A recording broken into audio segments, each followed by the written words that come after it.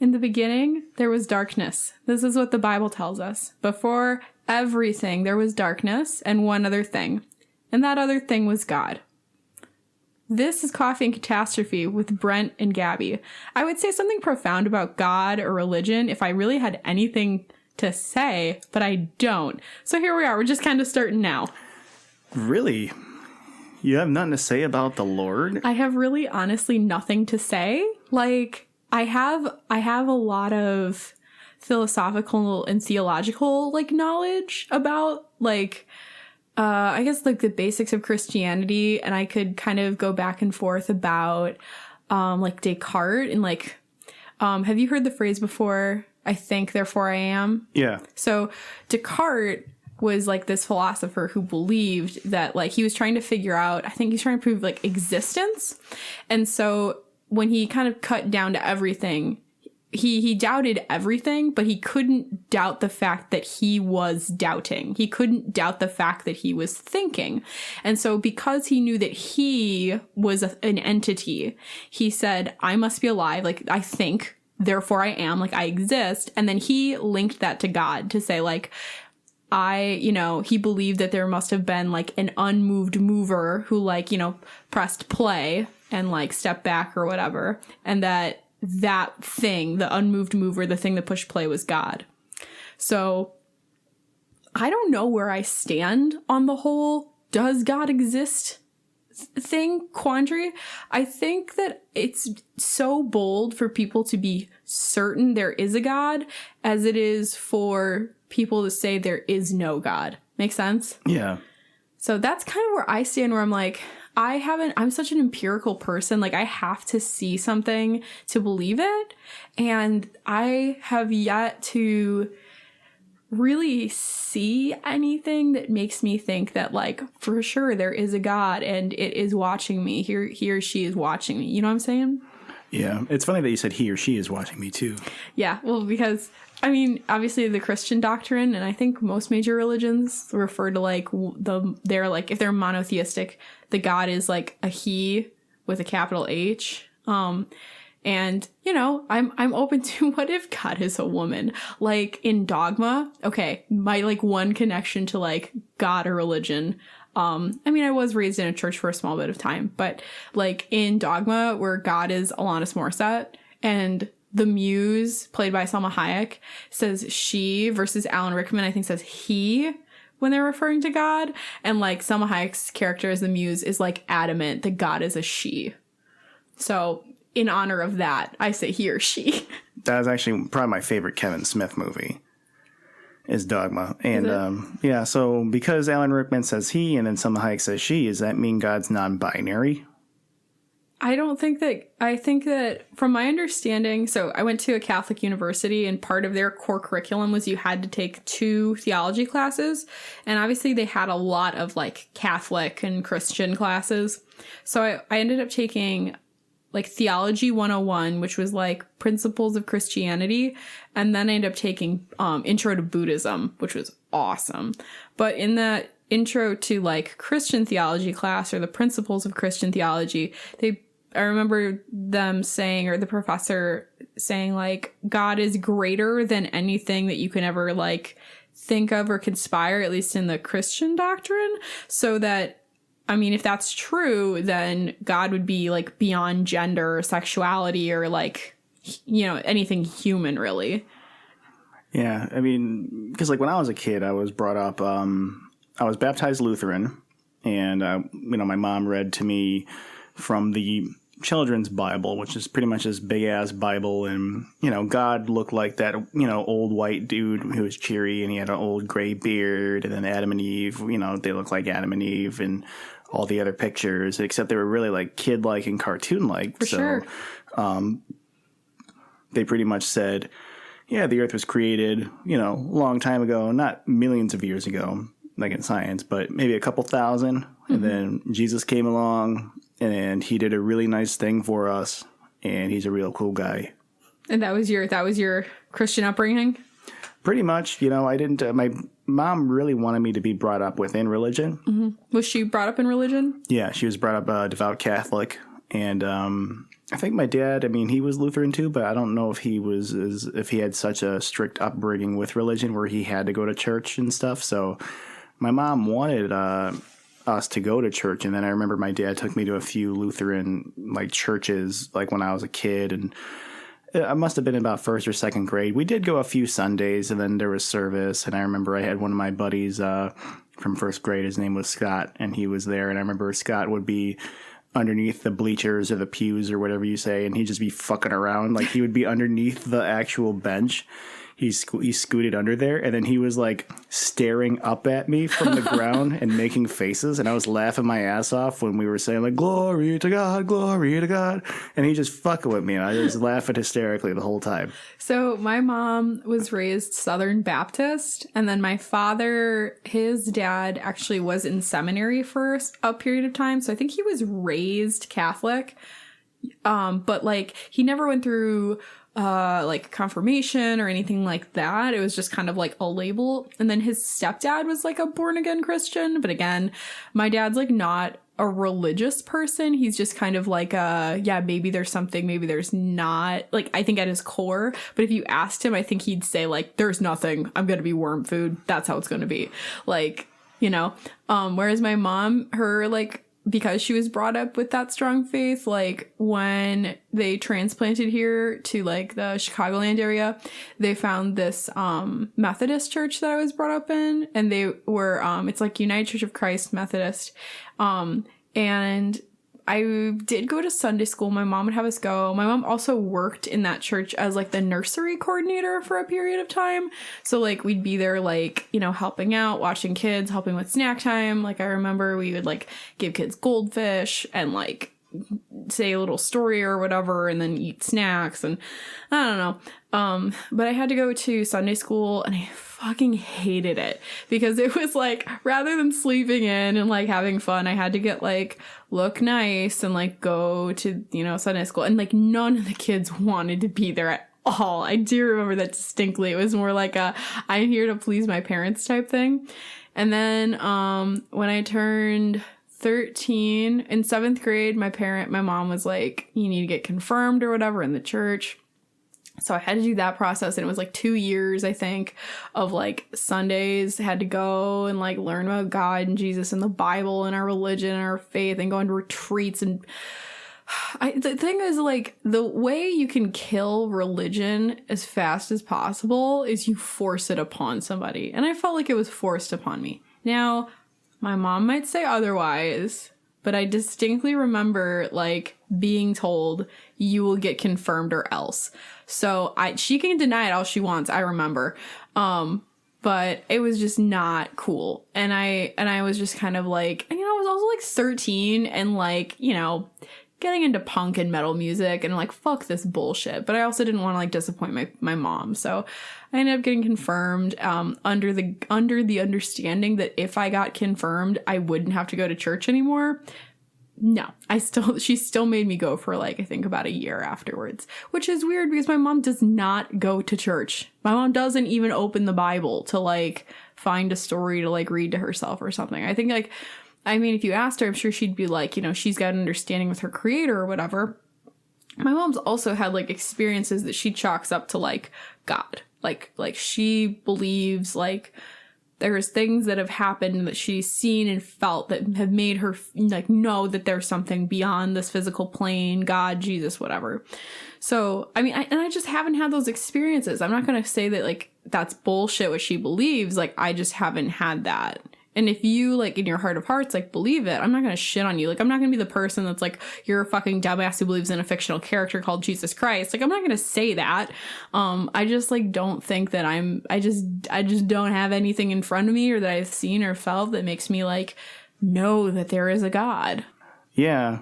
So I've had my struggles with religions my whole life. My parents, or my mom rather, wanted to raise me within religion, and I remember there'd be certain times, I remember when going back to a story from an earlier podcast, when I would throw away the bacon. Oh. She said I was throwing away God's food. Oh. So that was even more hardcore. Like, that was a bigger consequence. It's not the fact that I threw away a Rice Krispie treat, which is their food. It was like God. And yeah. I remember especially when I was going through puberty, I actually used to think God was up in heaven watching me touch my penis.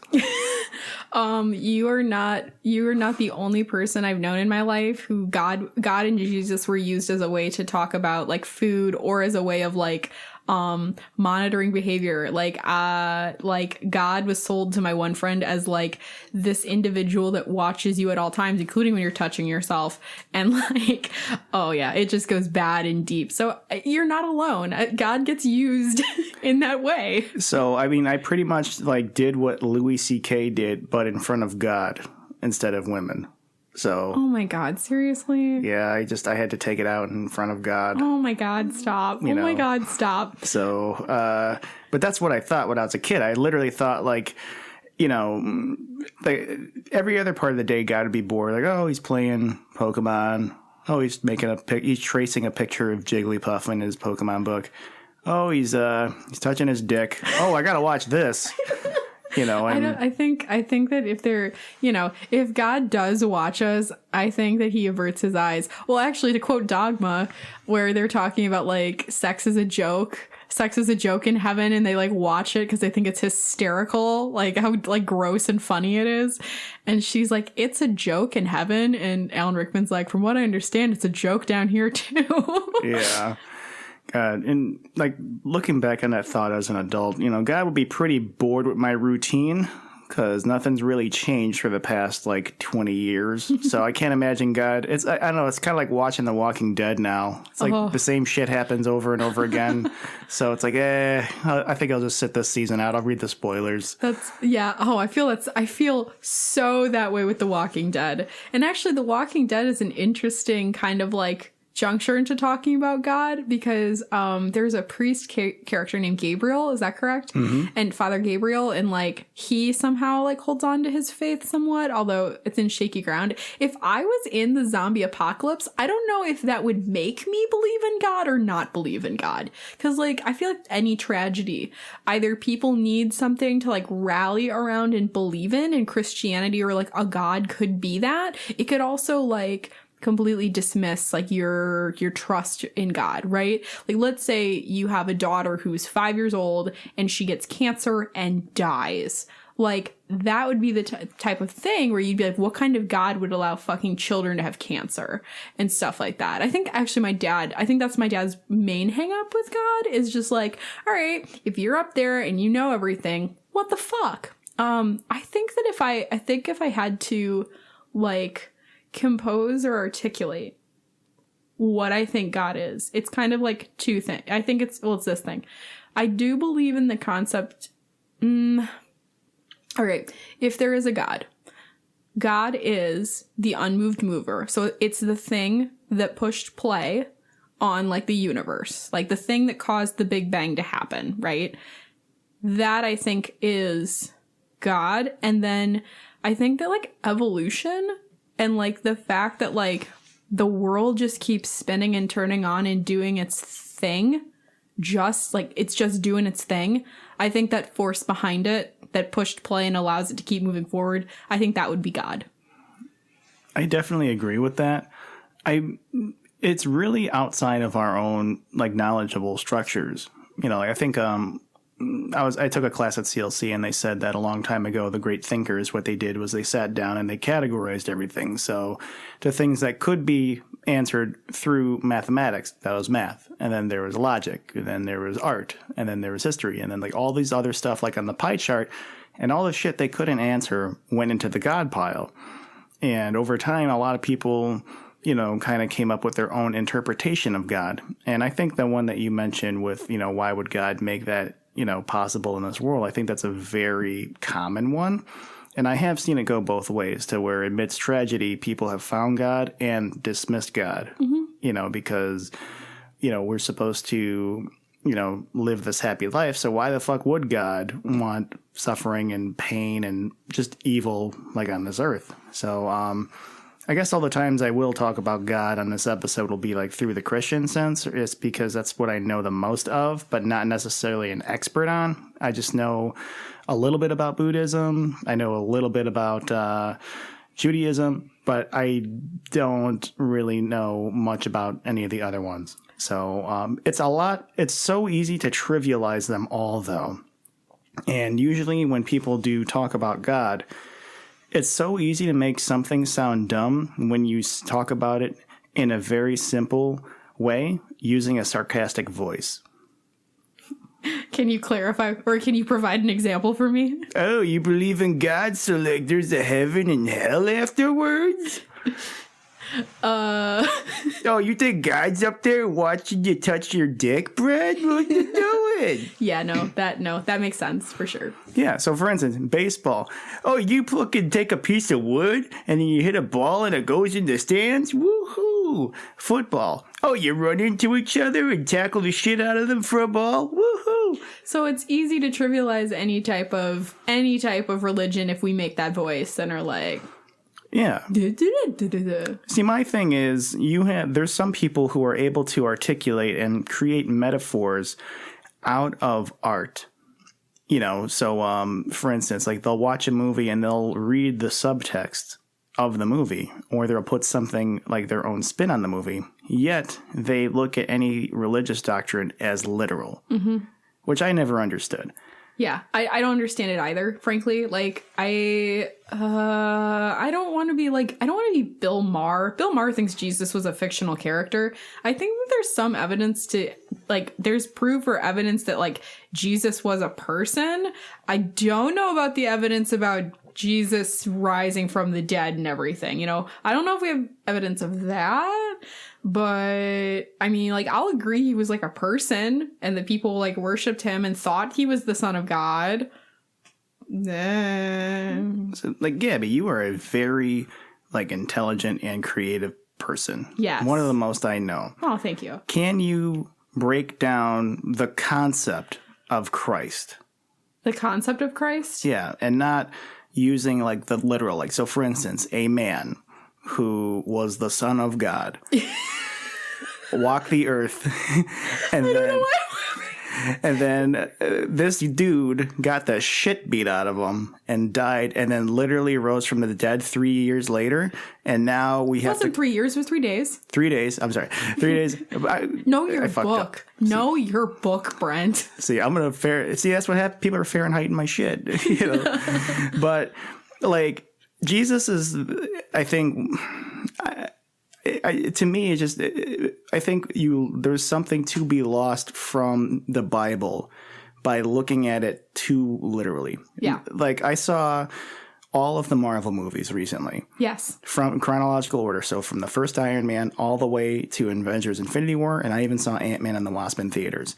If I looked at any of those movies literally, they would be the biggest pieces of shit ever. Okay, you have a fucking millionaire who he's in a cave for 3 days, and to escape terrorists. Okay, he's got a heart that has this he has a core in his chest that's trying to pull shrapnel away from his fucking heart.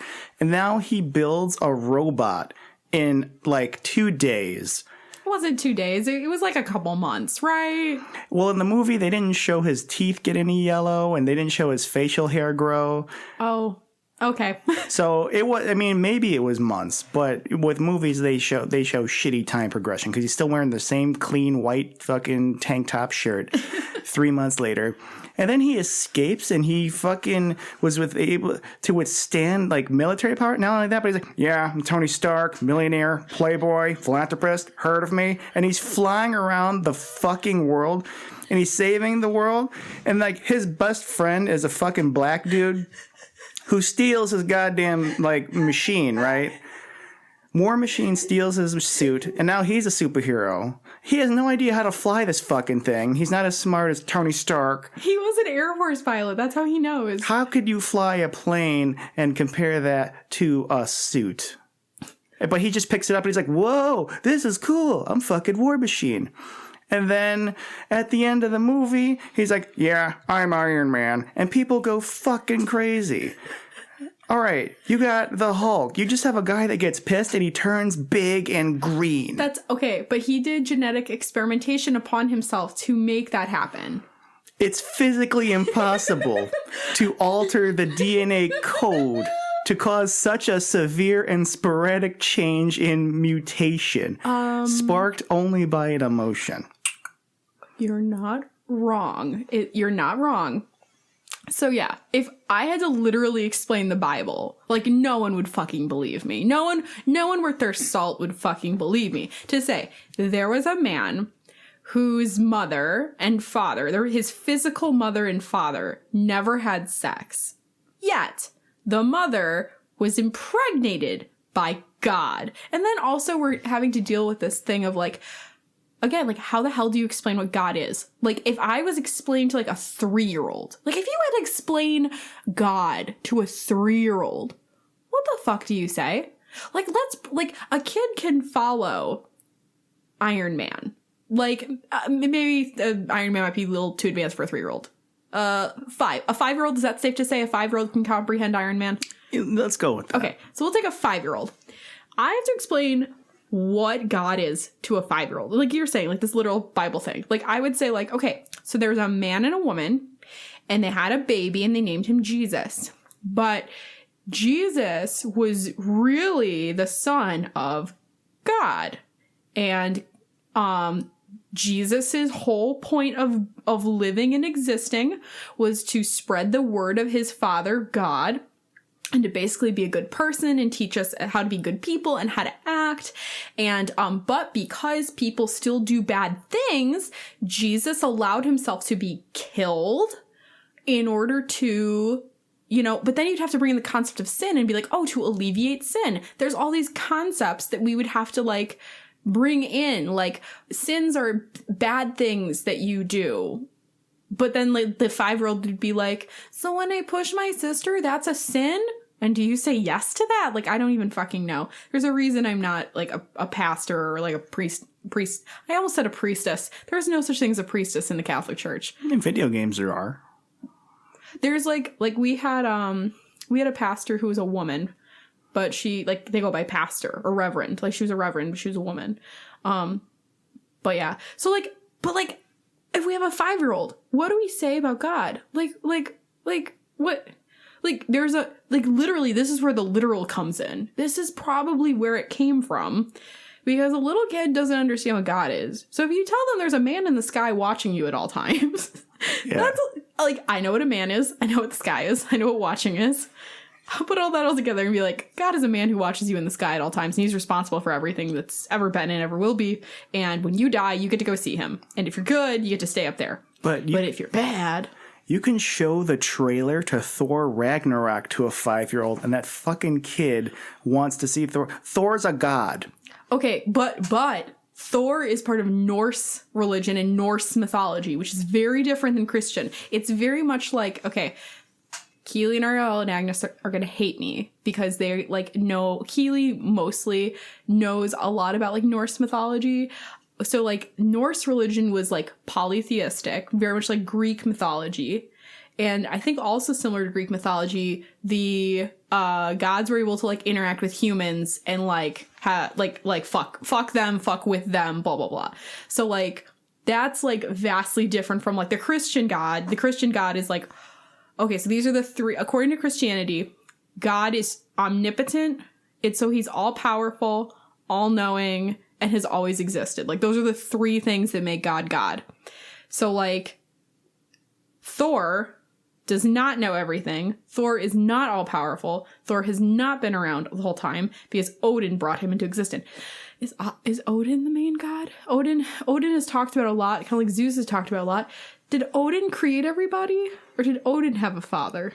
Anthony Hopkins was he played Odin in the movie Thor in the Thor trilogy. Are you going to explain the history of Anthony Hopkins to me? No, just within the movie. I think he was just bored one day, and then he fucked Thor's mom, and then as one does. And then Thor was birthed, and Thor is hundreds of years old. Yes, he's hundreds of years old, and so and then, like, in the Marvel mythology, I don't know if this is the same in the actual Norse mythology, but Loki, his brother, was born because Odin fucked an ice troll. What was that thing? In the movie, Loki's origin story was in the first Thor movie about midway through. So basically, like, Odin went to this planet filled with like blue ice people. Yes, blue ice demons or something like that. And then he's killing these fucking people. Yes. So anyone that looks like a Smurf, you know, Anthony Hopkins is eating their fucking face off. Yeah. You know, so he sees this baby that's kind of blue and like the baby's crying. So then Odin's like, all right, you're going to be my son now. And then Loki, through this process, turned British. And into Tom Hiddleston. Yeah, and into a trickster. So, like, you know, he pretty much turned into Tom Hiddleston. So I don't know if that's accurate to the Norse mythology. I'm just going off of the movie I saw like 2 months ago. Yeah, I have no idea if he is, if that's like the correct mythology or like whatever. I should, honestly, I really want to read, is it called Thor? Is it called Norse mythology? Neil Gaiman just put out a book like in the past like couple of years, and it's like all about it. And my friend Keely's reading it, and she said it's really funny because it's like Thor is like an oafish kind of like idiot. Like, she Snapchatted me a page of it, and it's like somebody is trying to. It literally says like he was going to give away her hand, but Thor didn't understand why he would want just the hand when the full arm was just as good. Like he didn't understand hand in marriage. Versus like that. And I thought that was really funny and like oafish and stupid. Now, fun fact, one of my favorite names for girls, Freya, is from Norse mythology, the goddess Freya, who's the goddess of Friday and the moon. She's like a badass though. All I know about that name is that's probably my favorite character in Final Fantasy IX. There's a character named Freya. Oh, really? Yeah, she has like I don't know if she's a rat, but she has a rat tail and she's got a very pointed like face, but that's like hidden like underneath her cloak and shit. In any case, enough about Final Fantasy. So do you think God, at least the Christian God, or at least God in the Christian sense, would be a lot easier to digest if he were localized like Thor? So, for instance, like if God, like, okay, what does God look like? And he had this very literal image and like all that shit. He has blonde hair, a hammer, stacked, that kind of shit. Yeah. No, I don't even think so. But because Christian doctrine says he's greater than anything you can ever imagine, but those three things, I think that there's no way that the Christian God can ever be localized. Because at its very core, he's all powerful, all knowledgeable, all powerful. I already said that. Been alive forever and always will exist. Blah blah blah. I think because of that like he can't be localized. It's kind of like it's kind of like anything that you'd put down onto paper. You'd have to be like, well, no, it's even more than that. Yeah.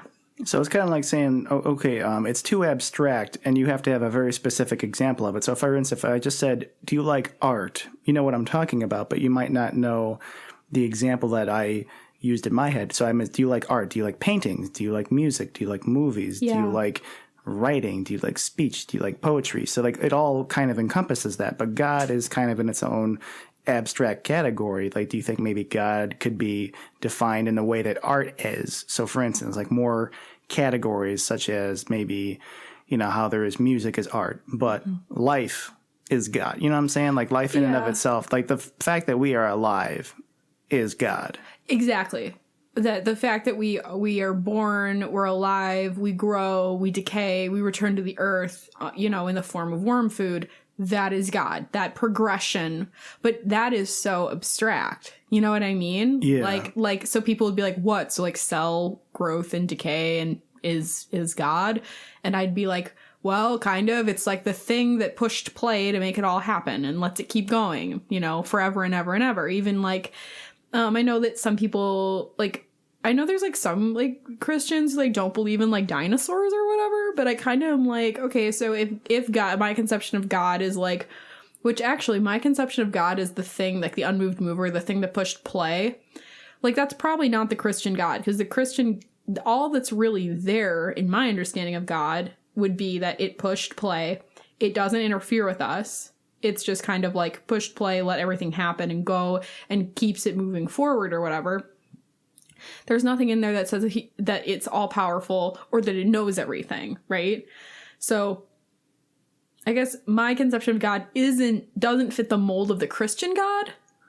And I also don't bring the conception of like love into it, because a lot of Christianity says that to be like in the image of God and Jesus, you know, if you love yourself and your neighbor and stuff like that. And there's some like, you know, spiritual philosophies that think that the closest thing you can do to being like God is like being like unconditionally loving. That's the other thing. So the word God comes from the Greek word agape, which means unconditional love. And that's why God is also, this is another principle of the Christian doctrine. The reason God is because he's unconditionally loving and can forgive anyone for anything, which is like such a big concept. And again, like Christians are supposed to aspire to be that, and to be close to God is to be unconditionally loving. And I think that that's a great thing to aspire to be, but I don't know if that's like, I don't know, like I don't think it's wrong to like privilege like unconditional love, but I don't know if that's what I think God is. You know, you see what I mean? Yeah, like so it's the act divided by the concept. Yeah. So like love isn't just love, it's the act of loving. It's not. Yeah. So like you could abstract it, you could just say like love is just this feeling, but you know, if you say you love somebody, you know, you show it. It's like much greater than that. Yeah, and it's not conditional love. It is unconditional love. Because I can say I love somebody, but do I really love somebody if I put parameters around my love? Like, I'll love you as long as you don't disappoint me. Or I'll love you as long as you don't do this. Like, that's not right. That's not what love is. Love is just this, like, consistent act. Like, for example, my students could do virtually anything and I would still love them. Like, you know what I mean? Like, my love towards them is just who I am as a person. Like, I like, you know, and that sounds weird. I know for a fact it sounds weird to be like, I can unconditionally like love like all of my students or whatever, just because like of who they are and that they're in my care or whatever. I know that sounds weird, but like, you know, it's not meant to be creepy. It's just that like, no, like I'm an unconditionally loving person when it comes to them. It's funny then, because I struggle with romantic partners to be like unconditionally loving, or even my own family members sometime, but whatever, working on that. But yeah, so it's like that notion of being unconditionally loving at all times is the closest thing probably to God in the Christian sense that I get to. Right. Because you were able to just describe and break down an abstract concept such as love. Mm-hmm. But how come God, you know what I'm saying? Like, how come God is off limits to where God has to be literal? Yeah. Well, and yeah, it's I don't think it has to be, but like what I was saying earlier, like, I'm an empirical person. If I can't see it, if I can't feel it, why would I believe in it? You know what I mean? And like, that's also like when you offer up that question to like a Christian person, they tell you faith. You just have to have faith that it's there and that he's watching and that, you know, you're not being led astray or whatever. So that's, I think another episode entirely could be faith. And I'm not even talking about like faith and religion, just like faith period. Yeah. I was watching an episode of Boardwalk Empire yesterday. My folks were eating, or I was eating dinner and my folks were watching it, so I just kind of caught this one scene, and I can't remember verbatim of how it went, but Steve Buscemi was giving a story to somebody else. He said, there was a story about this guy, he's in the ocean, and he's swimming around, and you know, he starts drowning, and, you know, you can tell he's getting weak and his legs are giving out and he can't really swim as hard as he can. So a lifeguard comes up to him and says, do you want me to, like, dude, like, do you need help? And then he says, no, God'll save me. So then another lifeguard comes and is like, are you okay? And he says, God'll save me. And then all of a sudden, like, a ship comes and says, hey, man, are you okay down there? He's like, yeah, I'm okay. God'll save me. So then the guy dies and goes to heaven, and then he asks God, he says, God, why didn't you save me? And God says, well, I sent you 2 lifeguards and a boat. What more do you want? No, exactly. I know that joke really well. I like that one. Yeah. So it just makes me think that God cannot necessarily, God has often been seen as the puppeteer of the world. Yes. So for instance, if God's supposed to be this all loving, omnipotent being, then why would he create such strife and evil amongst the earth. Yeah. Well, one thing I can't stand is then when people say, well, it's meant to test you. Because it's, you know what? I was totally wrong about the 3 principles of God. It's that he's all good, all knowing and all power. He's all knowing and he's all powerful. Those are the 3 things. He's all benevolent, all knowing, all powerful. I think. Fuck. But I forgot the part about benevolence. So like when people are like, why would God do these things if he's such a good God or whatever, blah, blah, blah. But my point was, I fucking hate it when people say, oh, like I'm being tested right now. Like the universe or God wants to challenge me, blah, blah, blah. And I'm like, fuck that bullshit. What do you mean it wants to challenge you? Like on the one hand, maybe in, 3 years from now, you can look back and say like, I really grew from that strife or that incident or whatever. But that doesn't make sense for an all good God to put an obstacle in your way just to make you stronger. Like that doesn't make sense. Why would an all good God kill your children just to teach you compassion? Like, that doesn't work. That doesn't work. And also, the Christian God in the doctrine has changed so much from the Old Testament to the New Testament. Old Testament God is fucking vengeful. He makes, what's his face, almost kill his son just to prove that he was committed to him.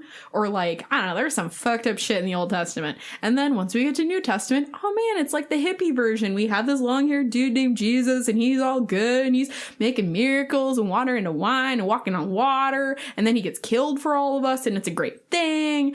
And like God is happy and lovey and dovey. It's like, what the fuck? What happened to the scary God? I don't know. Like, I wouldn't want the scary God. I like the hippy dippy lovey God. But that's the other thing about Christianity. It's such like a hippy dippy religion at its core because it's just like unconditional love and acceptance of everybody. But again, that's at its core, not where, like, don't get tattoos, don't be gay, blah, blah, blah. Yeah. And that if you have sex with a woman on her period, you have to stone her to death, but you get fined $50, Well, yeah, that's pretty true. I mean, that's all Old Testament stuff. So I'm sorry, what? $50 is like a lot of money, like. But the woman gets stoned to death? Well, okay, you said hippy dippy. What do you mean, like actually, like stoned? Like she gets fucking high until? No. Stoned as in like rocks hit her until she dies. Nah, man, that's that part of the Bible I don't want to subscribe to. You want the hippy dippy part where you get stoned. Yeah, I don't even smoke, but I'd rather take that than getting, fucking pillaged with rocks until I die. It's funny you say that because in Rastafarianism, their sacred herb, they believe smoking like gets them closer to God, and that's why they're like cool with pot. Well, they have the good shit then. I wouldn't know. They don't just have a bag of oregano that's being passed around. But see, the way I think I see it, God is like boobs. I think boobs are the fucking greatest thing, like on earth. For real? I think boobs are like fucking. They're so awesome. Wait, like for real? I'm just. Oh, okay. I was like, wait, Brent, are we like having like? Are you really like really? You're too literal. You're too literal, Gabby. You're too literal. Okay, figurative boobs. You're using the boobs as a vehicle for this metaphor. Okay, go ahead. Boobs are the greatest fucking thing on this planet, but some people fucking ruin it for everybody. So, for instance, like boobs is like this great thing, and then you have these companies that try to sell the boobs in a certain way for their own gain. Okay. You have companies that say, send us money now, save all the boobs. Boobs are fucking dying left and right, and it's October, wear pink, and we're going to give money and we're going to stop this shit. But that's a fucking scam. Yeah, just like with religion. Send us money now. Pray for God. We need all of your help. It's the same fucking tactic. Wear a certain color, wear a certain symbol. Okay, if I had a pink ribbon symbol, there's really no different than the fucking cross in terms of a marketing, like, example, because there's no, like, symbolic representation of the pink ribbon like there is with the cross. So another thing is, too, is, like, boobs are fucking amazing, but sometimes they get fucking shoved in your face when you don't want it to be. So, for instance, I think, children shouldn't have boobs shoved in their fucking face when they're just riding around on their bike, playing on the playground. That's some joke. That's like penises are fine. Like penises and religion are the similar in that it's fine to have one, but when it gets shoved in your face, then it's not. Yeah. But no one markets dicks like boobs are marketed. Well, yeah, because women are objects. And also penises. Okay, like I don't know if I really want to say this, but like let's be real. Boobs look way nicer than a penis. Yeah. I agree. Like boobs, just the female form is beautiful. It's a work of art. There's a reason that there's more nudes of women. This is a lie. I don't actually know if there's more nudes of women than there are of men. The point is, yeah, boobs. Boobs are great. It was really funny that I had to go real literal. I was like, wait, Brent, are you just really like telling me about your love of boobs? Like, this is really weird. I love them, but I think the thing is boobs have been treated very much like religion. Mm-hmm. So if you really like symbolically, boobs, the only function that boobs have is to provide life. There's no other. Yeah. Okay. Like nutrition. Biologically. Biologically, the purpose of boobs. Well, yeah. Biologically, it's to feed your offspring. Yeah. It's not for balance. It's not for, any other biological purpose other than to provide life. Yeah. Now, guess what happened? We fucked that up.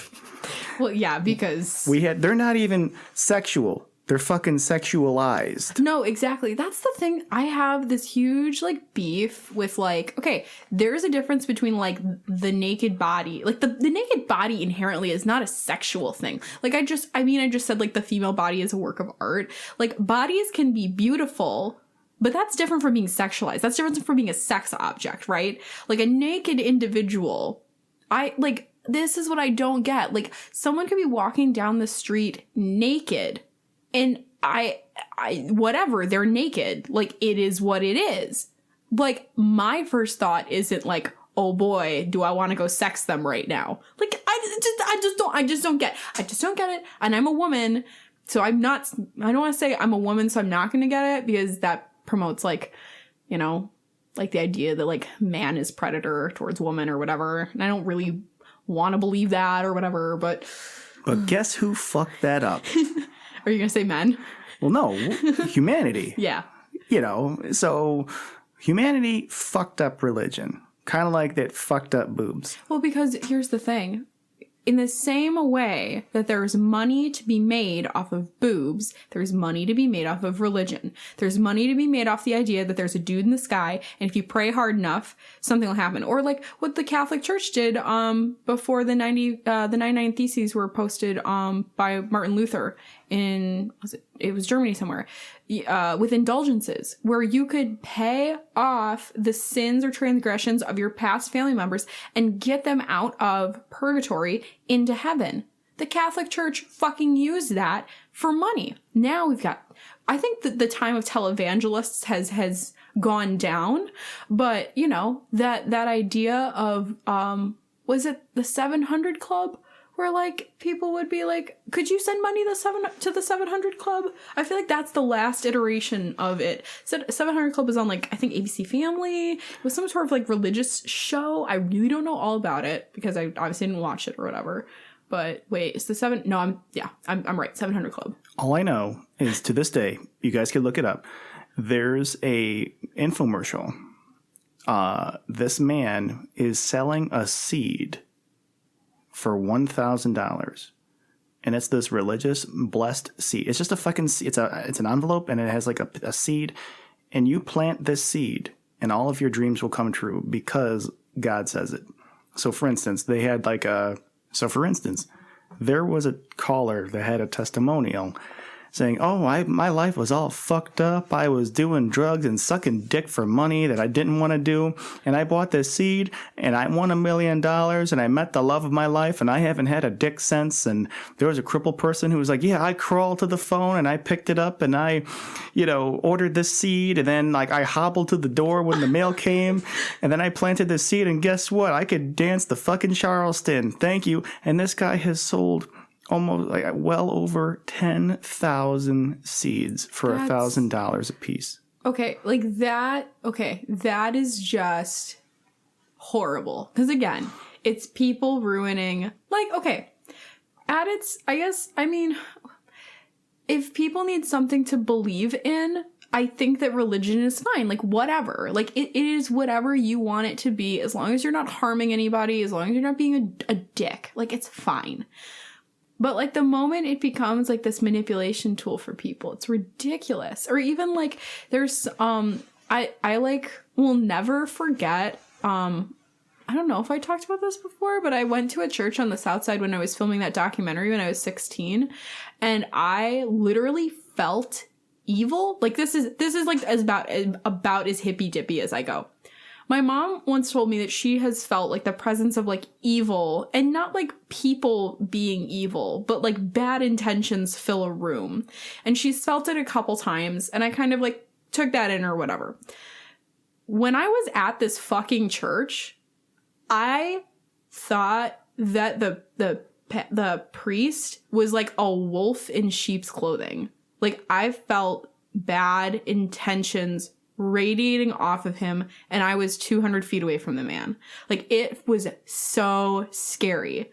And so, like, because of that, like, humans do ruin religion. They can make it into this, like, scary manipulative thing where, like, people want to get in good with God and do these things, or like be the best they can be, but then they get manipulated. Or like, have you heard of like the business of mega churches in like Texas, for example? First off, have you been to Texas, or have you seen a mega church?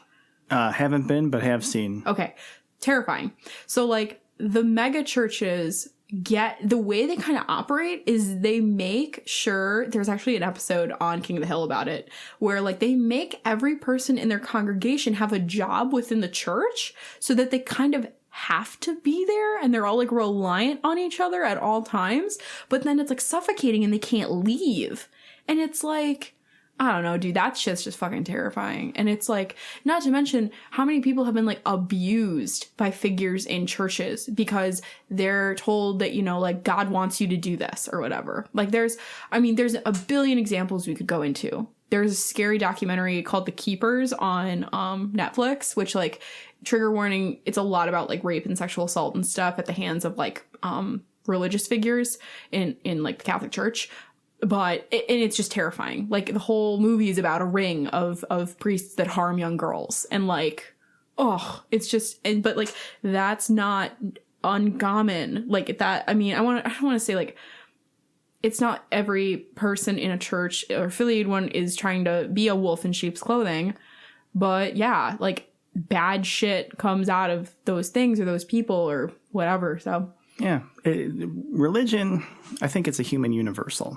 So no matter where the fuck we grew up from, no matter what time, no matter where, who, you know, raised us, it's this, like, the only thing that really unifies us at the end of the day is just this question of what the fuck happens after we die? And we only have the knowledge of anybody else who's ever lived. Mm-hmm. So, like, there's nobody that has come back from the dead. Like, you know, 3 years later, it's not like you see like Uncle George coming back and he's like, yeah, I was up there, I saw Sandy Koufax, and you know, that Jew could hit a real good baseball in his day, and but yeah, God was nice there too. You know, Uncle George is a little bit anti-Semitic, but I know maybe he needs to not be back, but he came back from the dead, so you should respect your elders. But another thing with religion that I always see that's always synonymous with it is the afterlife. Mm-hmm. It's not necessarily does God exist. It's like, okay, do you really believe that you're going to go to heaven and hell after you die? And it's like, that was another thing that, you know, like, even when I was growing up, I was I grew up with George Carlin.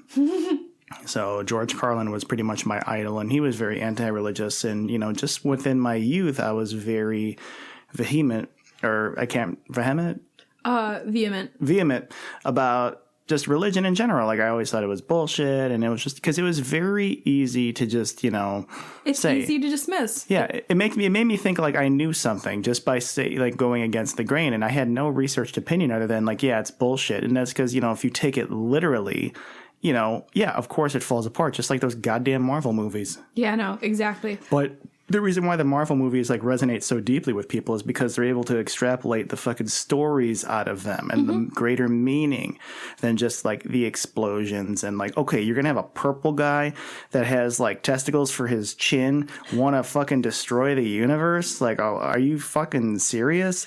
But with religion, the shit is there to provide a life with how to properly live it, but people fuck it up.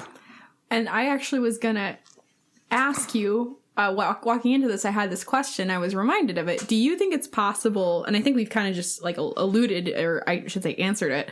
Do you think it's possible to separate God from religion? And I think it is, because as we've just talked about, like the organization of religion, when people can make money off of it, when people manipulate it to manipulate others or whatever, that we don't buy into that. But the concept of like unconditional love or the unmoved mover, the person who pushed play on everything and whatever, like we're fine with that. That is what that is. I'm not okay with you using that idea to control people. And I think that's what Carlin's whole thing was. Carlin's whole thing was that you know, he saw religion as a way to make people into sheep and to control them. And it has been used like that. And therefore, I don't believe in, like, religion. But I also don't want to be that fucking, you know, those fucking people are like, I'm not religious, but I'm spiritual. Like, I think that's, like, kind of annoying in a way. Because, like, I don't know, there's just something about those people usually where, like, they have an air about them that's just, like, don't like. Right? I totally see that, and I agree with, I mean, just for the sake of argument, because I agree with most of everything. I mean, we're on the same page. Mm-hmm. Just for the sake of argument, I'm playing devil's advocate. Okay. Let's just say that there's two different types of religion. There's a spirituality aspect, and then there's the dogmatic perspective. The dogmatic perspective is more popular. Like, go to church, do this, don't do that. Be, you know, like, God is this, like, you know, like more of the literal sense, whereas the spiritual sense of God is not necessarily that it's this guy just chilling up on the cloud and he's playing puppeteering with us, but perhaps God is like this example of life and how to live the best possible life, not necessarily in a selfish way, but into like find the ultimate good. And like the spirituality is to not, you know, get down with the dogmatic aspects of it. So I have seen more of those people that you're talking about with. Do you think there is room to be spiritual and see religion in that aspect? To be spiritual and then view as religion in a spiritual way rather than a dogmatic way? Yes. Yeah. No, I think that's possible. I think that's definitely possible. I think where religion has gone wrong is when it's been organized, because I think that humans are, this is like another philosophical question, is like, are humans inherently good or inherently evil? Or are we born neutral or whatever? And like, you know, there's philosophers that believe that we were born inherently evil and that we have to be taught to be good. And then there's philosophers who believe that we are, you know, because we're of God, we are born inherently good. And then the world brings us down or tries to tempt us into being bad or whatever.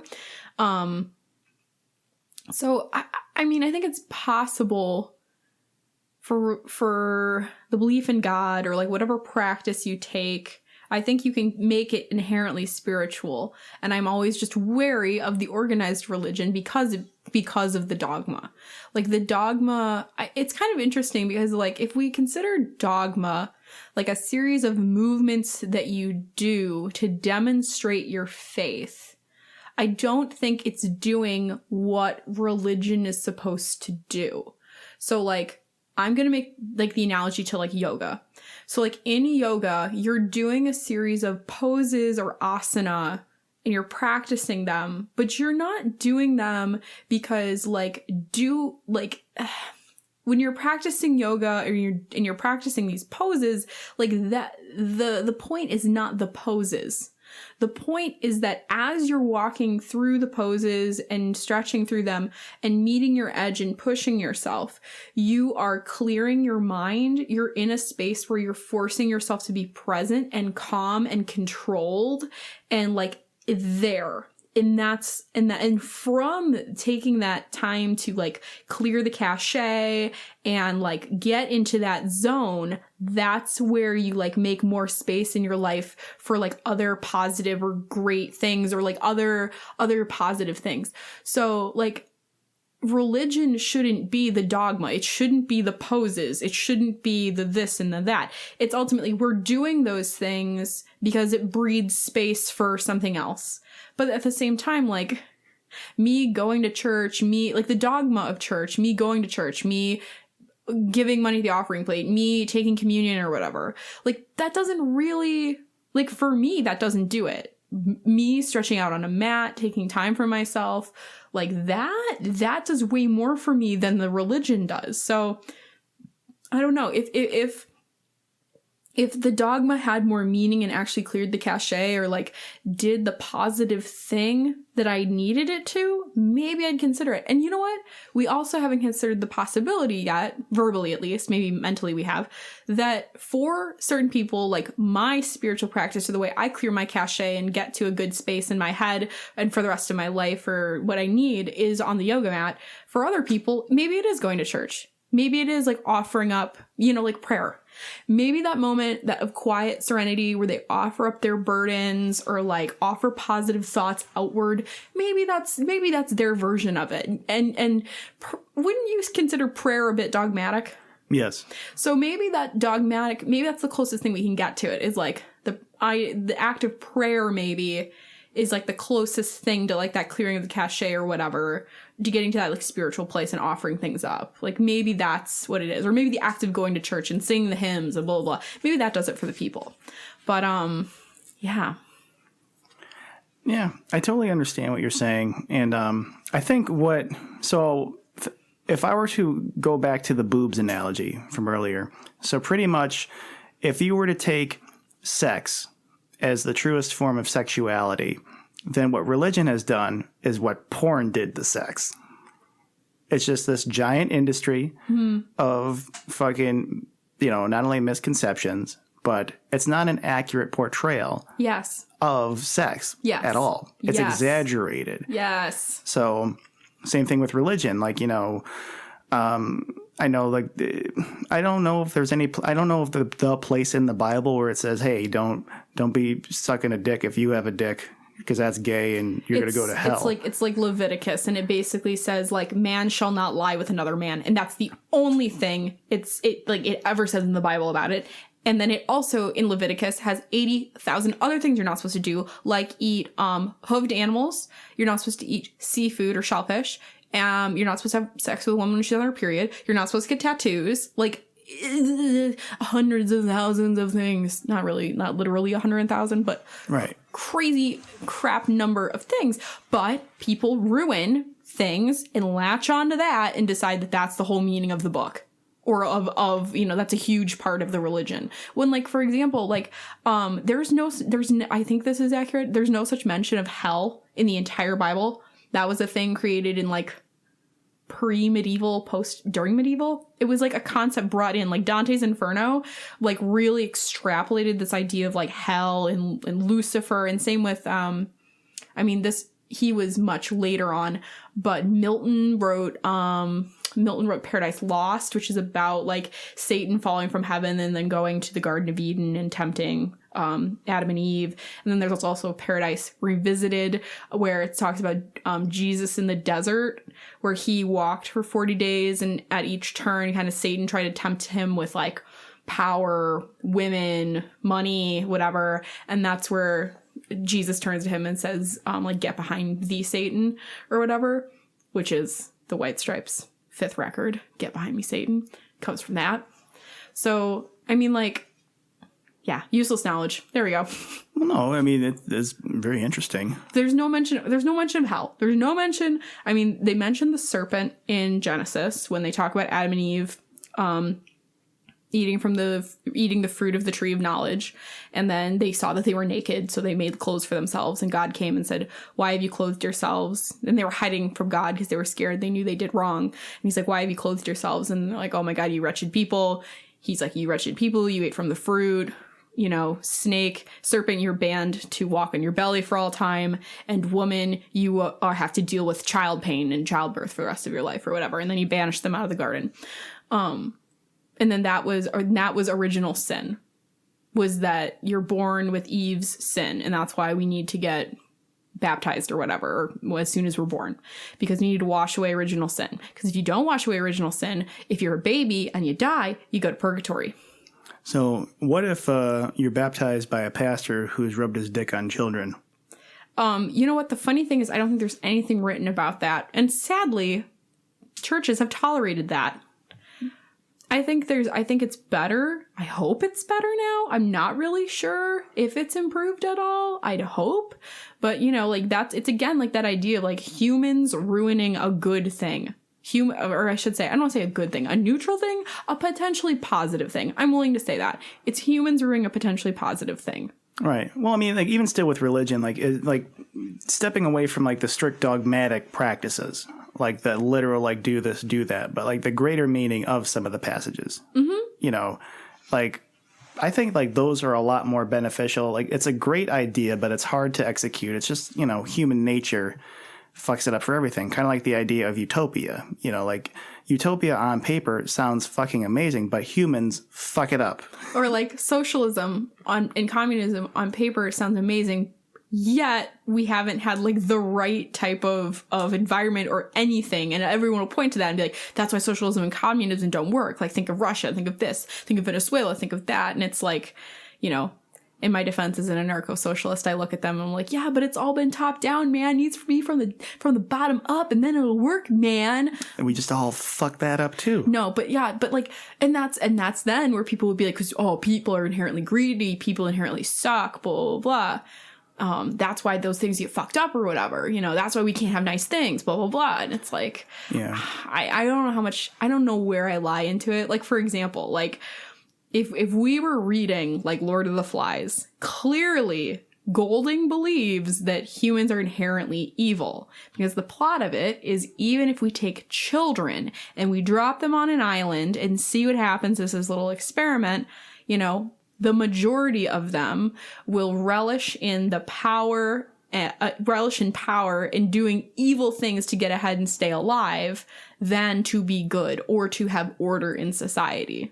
You know, that's why, I don't know. Are you familiar with Lord of the Flies? Did you ever read that? Yeah. So like, Ralph is like the blonde-haired, blue-eyed boy. He wants order, and so does Piggy. Piggy kind of represents like kind of the old world. He's kind of wise and whatnot. And then we have Jack, who just wants to rule everybody, comes in militant in his black garb. He's a choir boy. He knows, you know, he knows how to like run shit. And so he like walks in, and while they try to have order, it ultimately crumbles, and Jack is able to hold power because he knows how to hunt pigs, and they ultimately eat this meat, and then these other kids get kind of like bloodlusty and thirsty and want these pigs. There's also this horrible passage where they talk about having sex with the pig, and like, oh, it's just disgusting. And then like there's implications that the boys are raping each other. Like it's just bad. It's just like, it's fucking Sodom and Gomorrah. It's horrible. It's bad.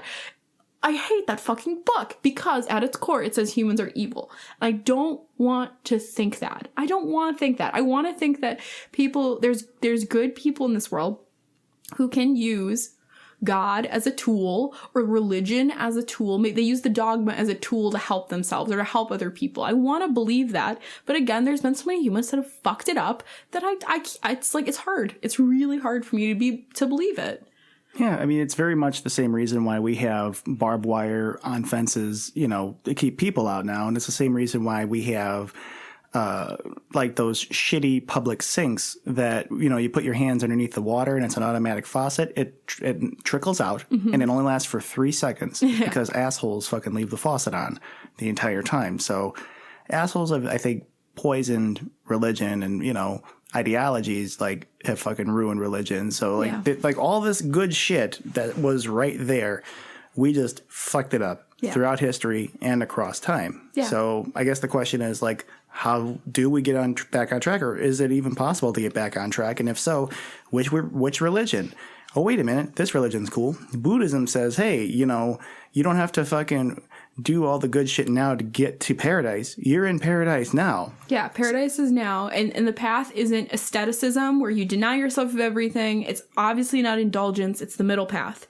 It's moderation. It's this, it's that, you know? And like, I think there's like a law of attraction concept from, I think, one of the practitioners or authors of like these law of attraction principles or put them in the paper is Jerry and Esther Hicks. And supposedly Esther Hicks, the woman, channels a collection of non-physical beings that have always existed, and she calls them Abraham. It sounds really hippy-dippy, stuff like that. But I listen to it sometimes, and I can sometimes get things out of it that I like don't get from other things or whatever. But one of the things that like these non-physical eternal beings have said is that one of the biggest flawed premises of humans is that there's one right way to live, and that we can all find it and we all should abide by it. And they're like, that's ridiculous. That doesn't make sense. It doesn't work. And I think that's true of religion. It's so foolish to say that one religion, my religion's right, your religion's wrong, blah, blah, blah. I mean, that's the reason people are dying over in Israel and over in the Gaza Strip and in Pakistan, in Palestine, blah, blah, blah. Like, people are dying because it's this issue of I'm right, you're wrong. Well, there's other issues too. It's not just religion, but that's a big part of it. And I'm like, it's just so, it creates so much strife because, again, like we said, religion and penises are like, or boobs are like very similar. Fine to have, but when they get shoved in your face or down your throat, it's inappropriate. Stop.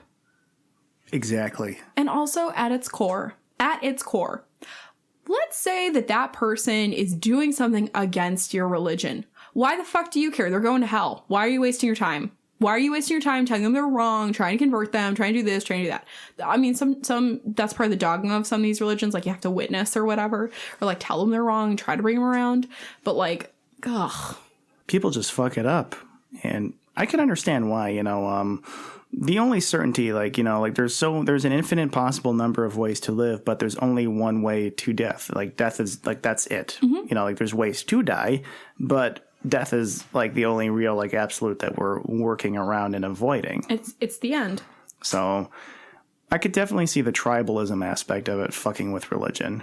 So yeah, there's people that still to this day, like if I work with a student a few months ago. She said that she was pansexual, mm-hmm. and her family was very conservative, and said that they were very strict religious, mm-hmm. and she said they would disown her had she come out. Oh, really? So me and like only a few of her friends, and I think her younger sister knew. Oh, God. So when you just take religion and you use that as a way, not if you use that as a way to try to affect other people's lives instead of just like how to make yours the best possible that it can be, mm-hmm. that's when you start to fucking bulldoze under anybody else. Yeah. And I just seen it been, so misused, and it's a lot easier to go back to the literal interpretation, which is what, if you're gay, you're going to go to hell, you're going to burn in hell. That's not natural. That's disgusting. All different types of shit. So I think perhaps at the end of the day, what we really need to do is just think about like, what is the fucking best part of religion? Is it something that we should just do without and just say, fuck it, and then start anew? Or is it something that we have to reinvent? Because I see atheists and I see agnostics live religious lives because mm-hmm. they put meaning into shit. They put meaning into their lives, because to say like, if you don't have religion, you're just this nihilist who just wants to see the fucking world burn and you just want evil on everybody else. But, still atheists and agnostics and people who don't believe, they live their life with such value. There's a lot of people like, they are loyal to their significant others, they're great parents, they don't really wish harm on anybody else. So is that a religious aspect that they're like acting out that they're not subscribing to? Mm-hmm. So is that kind of like the friend with benefits like aspect of religion, where they're just not putting the label of relationship on it, but still they're doing every possible religious institute within their lives to make it better? Or is religion just like this inflated thing, and like really, at the end of the day, our humanity deep down is to be decent, mm-hmm. and we're just acting out decency on the highest level of the court? Yeah, no, and I think that if there's, again, like to separate God and religion, like I think there's positive things you can get from religion, or like using those ritual and like taking meaning out of things, or ascribing meaning to things. I think that there's positive things in that depending on the individual. And I think it's open to them to make it positive and make it good. And there's also, I think of like my cousin, one of my cousins in California, shout out to you, Katie. She, I think, has found faith, and she's actually part of a congregation where like it's very small from what I understand. And like their whole thing is that they didn't feel like they had a place in like contemporary churches. They wanted, they're a group of like really young people that just want to like serve their community and like worship, and like that's them. Like I don't think they want the other additional stuff that other churches would expect of them. So I think that in a way maybe we are working towards a space where like people who are identifying maybe as Christians now, old Christianity doesn't serve them. So they're coming into like their own idea and their own congregation, their own worship, and like what that means or whatever. And not in a culty, scary, manipulative way. They're doing it or a kind of a way that sells you a bill of goods. Like, I'm going to tell you how to live forever and get what you want. You'll have eternal peace forever and so on and so forth. Like, they're just purely like, we want to worship. We want to be positive. We want to connect with each other. This is our thing. And they're like, they're really small, and it's almost like grassroots, like church or whatever. That to me is way more, I don't know. I think that's way better than like these big organized things that have happened. So I think maybe we're on the precipice of that. But to go back to the idea of like, I think that the idea of God has been used by religion as this means of control and manipulation.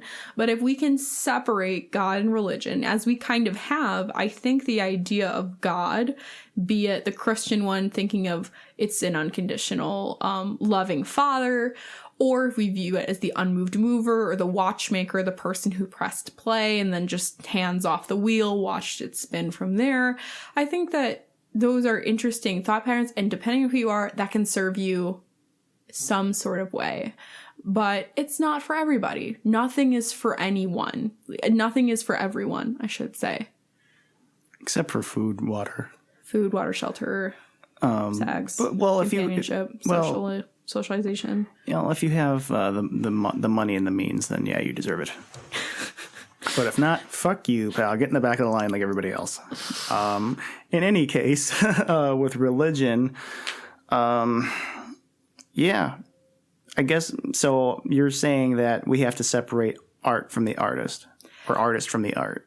Artist from art, which I know is difficult to do, because I think if one is open to spirituality or religion, I think that for some people, like, they are turned off by the idea of church and the dogmatization and that.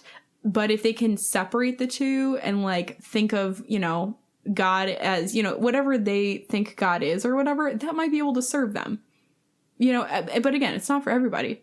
There's people who are atheists who are like very vehement, there is no God, blah, blah, blah, and they live great lives. They're great, fine, wonderful lives. It doesn't have to serve everybody, but it is out there in case you want it.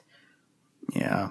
I also think religion gets this, people's personality types fuck up religion as well. Mm-hmm. So if you are a religious person, it's automatically assumed that you are sanctimonious, arrogant, and closed-minded.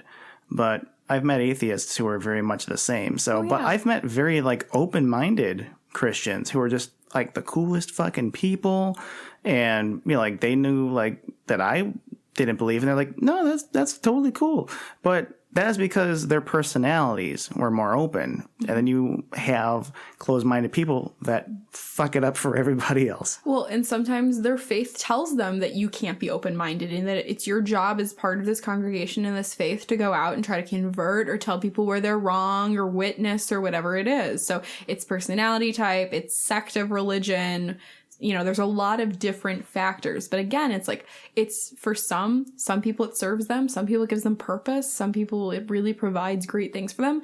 And then there's other people who are just dandy without it. Yeah. And that, like us talking about this right now is making me think of Michael Jackson. How so? So, for instance, if we were to separate God from religion and only use the most positive aspects of like religion and then leave God aside, then I think people have done the very same with Michael Jackson. Yeah, where they separate his art, his music career, his dancing, his live shows from the fact that he was harming small children and boys. Yeah, I mean, he rubbed his dick on little boys, Ew, very stop. much like a pastor, but stop. his art was greater. The message of his music was greater than the man. So, like, I think with religion, it has to be greater than the God, because God could be used to manipulate. Hey, I can manipulate you and feel guilt and shame if you had a Thriller poster hanging up in your wall, because that would fit my ideology, right? Just pick and choose, like, okay, this is a bad person, so therefore, if you support them or their art in any way, you are a bad person. Well, and here's the thing. It's cognitive dissonance. The human mind lives in contradiction because it's easier. It's easier for me to discount what Michael Jackson did because of his art than sit in knowing I love the work of a serial child assaulter, right? Like, it's much easier to say, I love Michael Jackson because of his music, than to acknowledge Michael Jackson, I like his work, but he was also a horrible fucking individual. Like, he hurt and harmed children, blah, blah, blah. Like, that's, the human brain doesn't want to live where it has to confront all the bullshit that's wrong. It lives in contradiction. It needs to. It's how it's to save yourself from eternal peril and crisis. But that being said, like, and like, here's the thing. If you had a philosophical or a theological talk with somebody, you would get into those spaces where it's so difficult to separate art from artist or religion and God. And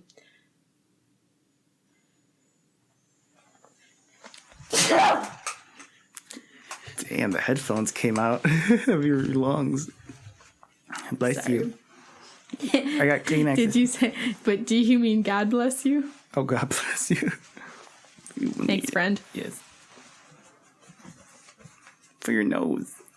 Yeah, I didn't know if you had boogies. There's no boogies. Okay. But you didn't say God bless you when I sneezed. Okay. You're You're getting off light. Great fucking movie. It's a fucking awesome movie. So you're saying, like, people having theological discussions, whether or not you could separate art from artist and God from religion. In the same way, when you're having those conversations, philosophical, theological nature, you're going to run into those moments where you have to confront cognitive dissonance. And oftentimes that's where a religious person might say, well, you have to chalk it up to faith or whatever. And you know what? I don't think it serves anybody to try to convince another person of something. If someone is a devout Christian, how does it serve you as an atheist to taunt them or tell them they're wrong or to try and engage them in such a way to prove them wrong? Just let the fucking person believe what they want to believe. It's not harming anybody. Now, if obviously there's lines, there's lines that we draw. So if there's a person who believes that, like, all black people don't have the same amount of worth as white people, yeah, you confront that person and you're like, you're a piece of fucking shit. Why do you believe that? Blah, blah, blah, and prove them wrong. But when it comes to religion, just let the fucking person believe it, as long as they're not harming anybody. I think that's pretty much, again, it goes back to the penis analogy. Penis and religion are fine to have, but don't shove it in someone's face or shove it down their throat, because then it's not okay. I said boobs. Penis, boobs, religion, same thing. Fine to have, don't shove it in somebody's face or down your throat. So where's the reconciliation come in? So, like, how do we live? Do we live alongside religion, with religion, or without religion? Like, how do you see it? Well, I think again, it comes to the individual. It comes down to that. I think us as a society should take a neutral stance in the sense of, like, not for or against religion or the belief in God, because then it allows that space for people to decide what, like, works for them and serves them. I think for me personally, I do like the idea of, like, I like the idea of trying to live to be an unconditionally loving person. So I take that maybe from Christianity into being an accepting, loving person. But I also don't need that, I don't need religion to believe that. And I also think that me as an individual, I appreciate or can take value from, like, the idea of the unmoved mover. Like, I do agree, like, that sits well in my brain of, like, how things started in this world. And, like, also because mine's kind of hippie, my conception of God is kind of hippy dippy, in that, like, you know, it's what is going to, like, when I die, allow, like, grass to grow from my body or whatever, and let me return to the earth and just, like, let the cycle continue. But that's what works for me. What about you? What do you think about where we lie or what we should do? Yeah, it's really hard to avoid religion, and it's really hard to. I'm not saying give in. I'm just saying, like, sometimes when you're alone with yourself and you have those thoughts, like, okay, like, what the fuck is, like, a hand? And then you just look at your shit. You're just looking at, like, the front and back of your hand, your palms, and you're like, what the fuck did this come from? How am I able to just, like, make a fist right now? How am I able to, like, make a peace sign? You know, like, you just ask these questions, and, like, it's really hard to just fucking think about that shit, because you could use, like, science, like, okay, well, you know, you came from your parents and, like, a genetic code and all that shit. Okay, where did the chicken come from? It came from an egg. Like, it just goes on and on forever. It's just this conundrum. But I think at the end of the day, even though we have the capacity for evil, and that has been proven across time, I think that at the end of the day, like, it's against human nature to just fucking kill someone for no reason. Mm-hmm. Mm-hmm. So I think that might be based in decency. I mean, granted, people kill each other because they're convinced that there is a reason to.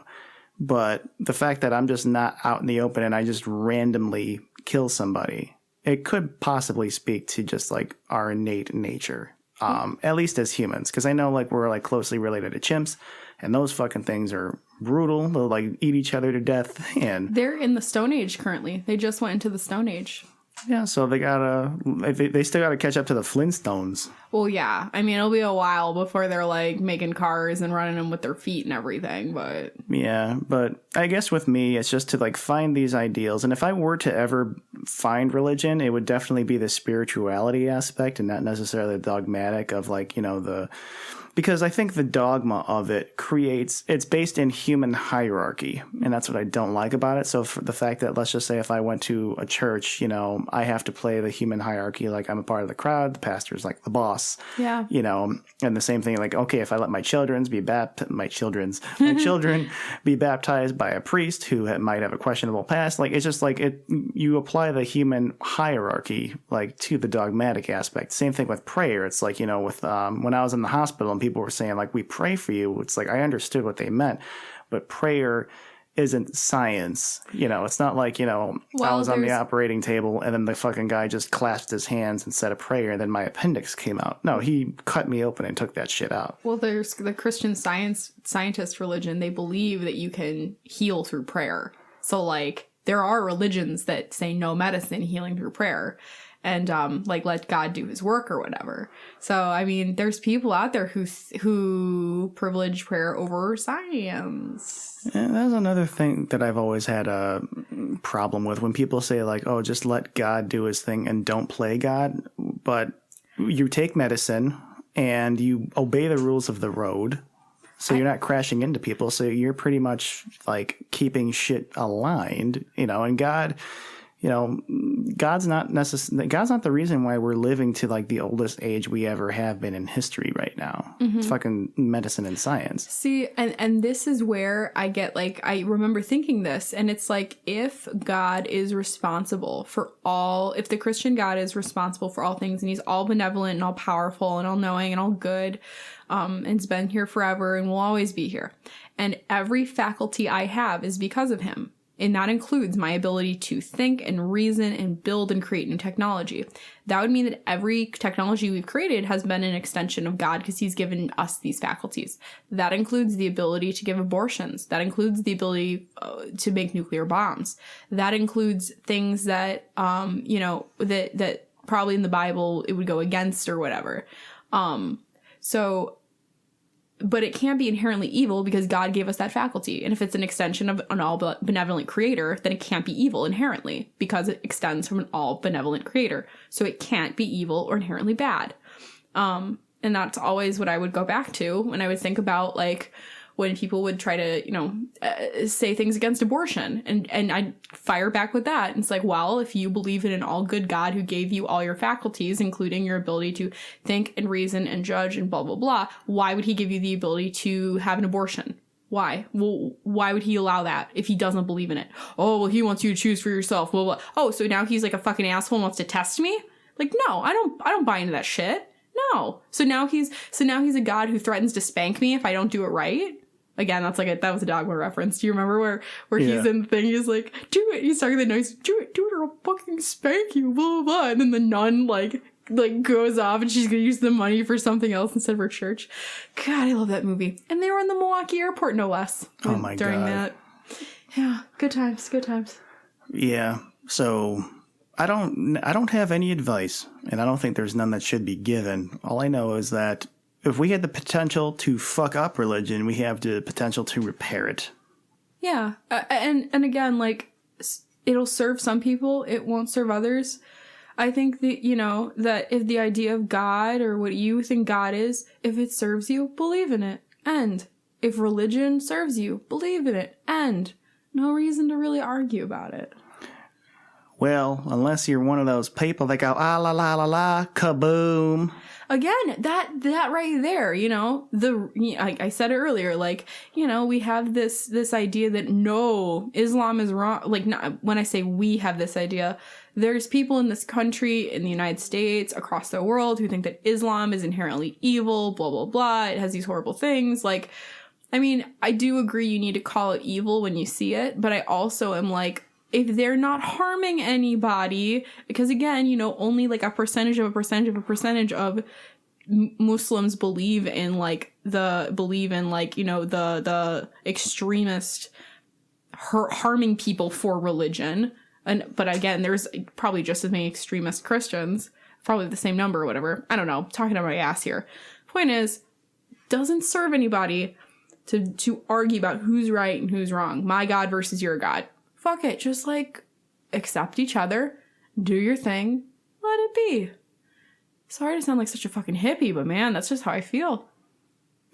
You have to let it be then. If that's how you feel, you gotta let that shit be. Let it be. Let it be. Whisper words of wisdom. Let it be. Number 9. Number 9? Yeah, there you go. Number 9? Piece of shit song. All right, so enough about this God talk. Thank you guys for listening. We are Coffee and Catastrophe. We're with Brent and Gabi, where we bring all existential discussions to the table and try to articulate them as best as we can. We are on all different types of platforms. We are on Facebook. Follow us at Coffee and Catastrophe. We are on Stitcher. We are on CastBox and iTunes. Look us up on there. And we just recently launched on YouTube. So look us up at the address. What was the address again, Gabi? I think it's coffeeandcatastrophe.com. The link is on our website, coffeeandcatastrophe.com. I'm not sure if we have the URL yet set, but eventually it'll be /coffeeandcatastrophe. Great. So yeah, in the meantime, take care of yourselves, be good to each other, and don't shove your tits in anyone's face. Or your penises. Yeah. Bye!